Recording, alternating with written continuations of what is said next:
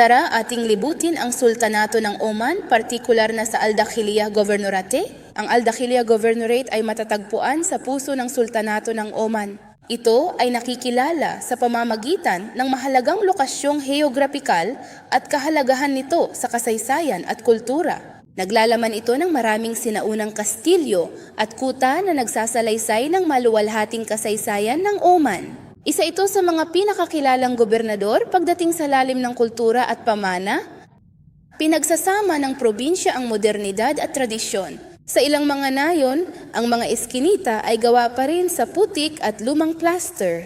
Ang mga gawang kamay ng Oman tulad ng mga alahas na pilak, mga palayok na luwad at mga produktong dahon ng palma ay laganap din sa mga pamilihang pamana nito, na umaakit ng mga turista mula sa loob at labas ng bansa sa buong taon.